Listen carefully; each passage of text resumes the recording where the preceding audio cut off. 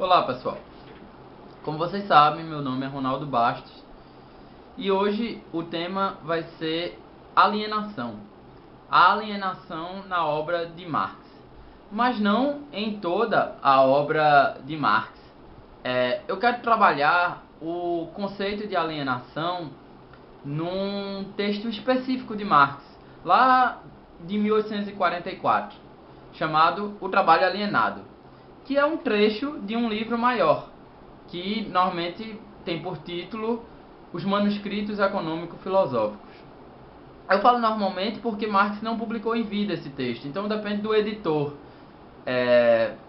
Então há uma certa arbitrariedade na titulação dele, porque Marx também não deu um título a esses manuscritos. Então vocês podem encontrar como Manuscritos de Paris ou até Manuscritos de 1844. Mas veja, eu já escrevi sobre isso no meu livro O Conceito do Direito em Marx, que foi publicado no início de 2012 pela editora Sérgio Antônio Fabris, lá de Porto Alegre. Então, não há razão para eu expor aqui de uma forma mais amadora. Eu vou ler o que eu escrevi e quando eu achar que algum trecho necessita de uma explicação mais acurada, eu irei fazê-lo. Bem, a palavra alienação corresponde a três palavras em alemão. São elas: Entaucherung, Entfremdung e Verauserung. A última tem significado jurídico, por isso descartamos da interpretação desse texto, porque o significado jurídico seria: eu quero vender dado bem meu para outra pessoa, então eu alieno esse bem. Não é esse sentido que Marx emprega nesse texto dele, O Trabalho Alienado. Tanto é que essa palavra não aparece. As palavras que aparecem são as duas primeiras, a Entaucherung e a Entfremdung. Bom, o Ent em ambas significa movimento para, e o Eucerch quer dizer exterior, de modo que Entaucherung significa projeção para o exterior. Jean Hippolyte define esse termo da seguinte forma: o ato pelo qual uma realidade projeta para fora dela mesma alguma coisa, tornando-se objetiva essa mesma coisa. Já a palavra Entfremdung tem significado semelhante. Ent, como eu disse, significa movimento para o exterior, e Fremd quer dizer estranho. Então, Entfremdung significa, também segundo Jean Hippolyte, movimento de projeção pelo qual alguém ou alguma coisa cria uma realidade que se torna estranha. Ou seja, eu, trabalhador, crio um objeto e esse objeto, de alguma forma, pela dinâmica do sistema capitalista, ele passa a me oprimir. Mas antes de trabalhar os conceitos de alienação no texto de Marx, a gente tem que saber o que Marx entendia por objetivação do trabalho. Pois bem, há um fato: o trabalhador se torna mais pobre quanto mais riquezas produz, e se desvaloriza quanto maior o valor que adquire os objetos por ele produzidos. Marx percebe a irrazoabilidade desta situação, injustiça, e a sua indignação provém do fato que os economistas políticos não ligavam para isso. A objetivação do trabalho se caracteriza pelo surgimento de um efeito que não mantém relação direta com a coisa que o antecede, relação causal com o seu antecedente. Há uma disparidade entre antecedente e consequente.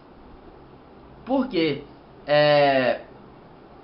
como o trabalho é desempenhado por um sujeito, o homem, o resultado deveria ser a subjetivação do trabalho e não a objetivação. Veja, eu não sou nem o idealista que acha que um produto deveria ser subjetivo. Um produto teria sujeito. Não, produto é um objeto. Só que esse objeto, ele se desprega de quem o produziu, do sujeito que o produziu. E no sistema capitalista, ele constrange e se opõe, promove uma dominação sobre esse sujeito que o produziu. Essa É esse desligamento entre quem produz e o produzido que caracteriza essa objetivação do trabalho. A mercadoria produzida pelo trabalhador se torna independente dele e se opõe a ele como a um ser estranho, pois o trabalho se fixa em um objeto, como eu disse. Esta realização é tão antitética que gera a desrealização do trabalhador, a insatisfação dele, mas não só insatisfação, gera dominação. De fato, o trabalhador ele põe vida no objeto, já que é só através da sua intervenção que a natureza é transformada em produtos consumíveis por todos nós. Mas no momento em que os objetos se tornam independentes, estranhos ao trabalhador, a cada objeto produzido, menos vida o trabalhador tem, podendo gerar, depois de anos de trabalho, um esgotamento mortífero. Eu estou querendo dizer que aquele conceito de Marx, de que o valor de uma mercadoria é medida pela quantidade de trabalho social necessário para produzi-la ou extraí-la da natureza. Isso gera uma dependência, porque o homem ele só consegue se ver na sociedade capitalista como trabalhador, como produtor de mercadorias. Tal relação de dependência absoluta é explicitada da seguinte maneira: o trabalhador não pode criar nada sem a natureza, entendida esta como um mundo externo sensível. Ao mesmo tempo em que a natureza fornece os meios de existência do trabalho, ou seja, os objetos, também fornece os meios de existência física do trabalhador. E quanto mais o trabalhador se apodera da natureza, do mundo exterior, mais ele se priva dos próprios meios de existência. Assim, o objeto é imprescindível à sua existência na medida em que o habilita para existir, primeiro como trabalhador e depois como sujeito físico. Dessa forma, diz Marx, ele só pode se manter como sujeito físico na condição de trabalhador, e só é trabalhador na condição de sujeito físico. Veja que a relação coisal, reificadora, entre sujeito e objeto, se dá num dado momento em que o trabalhador, no sistema capitalista, só pode ser visto não como uma pessoa, mas como um trocador e produtor de mercadorias. Primeiro como produtor e depois como um trocador. Essa relação que a economia política da época, a economia política clássica, não percebe. E é sobre essa relação e é sobre essa crítica que Marx vai investir. Mas Marx, ele dá 4 sentidos a esse vocábulo alienação. O primeiro sentido é chamado de estranhamento do objeto, que é proveniente do fenômeno que eu descrevi anteriormente, que é a objetivação do trabalho. O trabalhador cria um objeto que se torna independente e se opõe a ele como que é um ser estranho. Aqui, a alienação, nesse primeiro sentido, consiste na fabricação de um objeto pelo trabalhador que, quando transformado em mercadoria, não lhe pertence mais como produtor, separando-se dele, ganhando vida própria. E aqui é onde gera a dominação, porque há uma quebra de vínculo entre o produto e o produtor, que é o trabalhador. O segundo sentido, exposto por Marx, é decorrência lógica dessa alienação, desse primeiro sentido. O primeiro sentido está no objeto. Esse segundo sentido está no processo produtivo. Vê lá. O segundo sentido exposto por Marx é decorrência lógica do primeiro, pois a alienação não se caracteriza apenas pelo resultado, ou seja, pelo objeto, mas também pelo processo produtivo. O trabalhador não poderia estar alienado pelo produto do trabalho se não estivesse alienando a si mesmo na própria atividade produtiva. Assim, a alienação do trabalho consiste, primeiramente, no fato de que o trabalho é exterior ao trabalhador, pois ele não labora para ele mesmo, mas para outro. Desta forma, ele nega a si mesmo. Por que ele nega a si mesmo? Porque o resultado do trabalho, que é esse objeto, não volta para ele, no sentido de que não é um benefício dele, mas um benefício do outro, do burguês. Não há no sistema capitalista uma associação de trabalhadores onde eles vão produzir valores de uso para consumo próprio. Eles vão produzir por um valor X que vai ser vendido pelo burguês por um valor 2x. Então ele, que produziu por um valor X, quando ele vai comprar o mesmo objeto por ele produzido, ele não tem condições de comprar, porque o objeto já é o dobro ou o triplo desse valor. O terceiro sentido do vocábulo alienação é o mais complicado, pois possui uma carga filosófica muito grande. A alienação está na alienação da vida genérica. Veja, a vida genérica, segundo Marx aprendeu com Feuerbach, consiste na consciência que o homem tem de si, na consciência do seu fazer histórico, que aqui Marx identifica como o trabalho. Primeiro, como membro da espécie humana, que vive conscientemente, com lucidez, fato que diferencia os homens dos animais, pois os animais vivem a partir do instinto e não por uma consciência.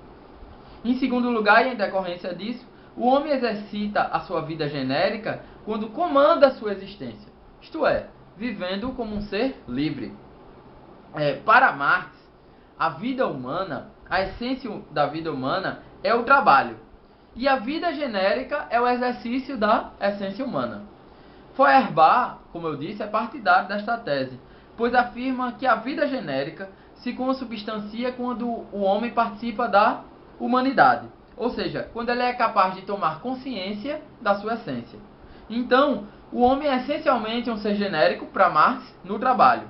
Por quê? Porque o trabalho é uma atividade vital, praticada com lucidez, que traz felicidade e exercida livremente. É o fazer a história pelo homem. Só que no sistema capitalista, o trabalhador não labora pelo prazer de trabalhar, e a sua felicidade está fora do trabalho. Marx chega a dizer que o homem foge do trabalho como se foge da peste. Assim, o trabalho no sistema capitalista, é preciso reiterar, é apenas um meio de existência para o trabalhador, pois sem ele, o trabalhador morre de fome. Não é, portanto, a existência em si, a essência humana. No capitalismo, o homem não vive no trabalho, mas através do trabalho. Porque o labor não consiste a satisfação de uma necessidade, mas como diz Marx, mas um meio para a busca de outras necessidades. Por isso, o homem só se sente como um ser ativo que faz história, ou seja, um ser essencialmente humano, nas suas funções animais, de comer, beber, procriar. Enquanto que nas suas funções propriamente ditas, no trabalho, no seu fazer histórico, ele se vê reduzido a um animal, o que gera uma relação, uma inversão na sua consciência. Já que um mesmo homem, a parte animal torna-se humana, e a humana animal. O trabalho alienado, desta forma, inverte a relação, como eu disse, já que o homem, como ser lúcido, consciente, enfim, genérico, transforma a sua atividade vital, o trabalho, caracterizador da sua humanidade, em simples meio da sua existência. O quarto e último sentido é a conclusão que Marx tira dos outros.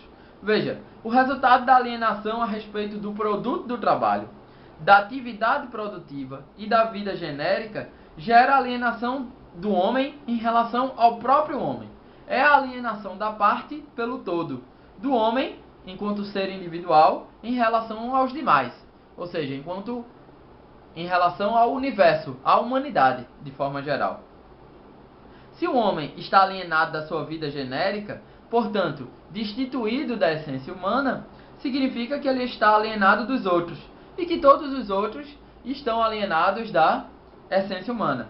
De fato, como no modo de produção capitalista, o trabalhador depende do não trabalhador, ou seja, do burguês, os homens não mantêm relações diretas, isto é, humanas, com os outros, pois tais relações são mediatizadas por mercadorias. Lembre-se que, primeiramente, o homem no sistema capitalista é um produtor e depois é um trocador de mercadorias. E ele só pode ser visto assim. Isso ocorre porque o modo de produção capitalista produz a reificação das pessoas, na medida que elas passam a existir tão somente como representantes de mercadorias, e estas as dominam, o que ocasiona uma inversão lógica na economia.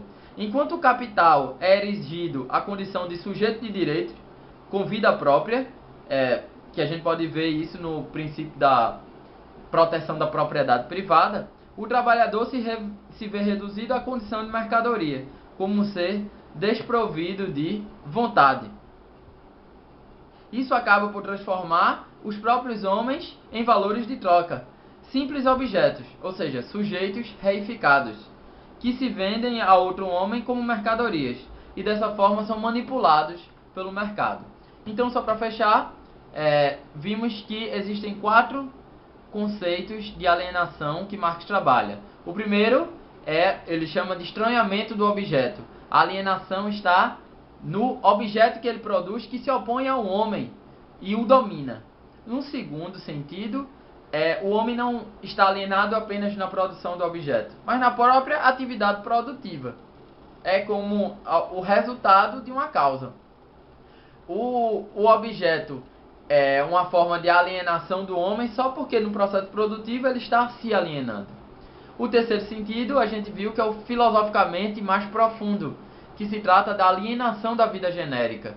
No sistema capitalista, o homem está afastado da sua essência, que é a capacidade dele ser sujeito da história. E no terceiro sentido, o homem está afastado de toda a humanidade. Porque se ele está afastado da sua própria essência, da sua capacidade de ser sujeito histórico, todos os outros homens estão afastados deles. É isso, pessoal. Espero que vocês tenham aprendido mais sobre alienação em Marx. Até a próxima.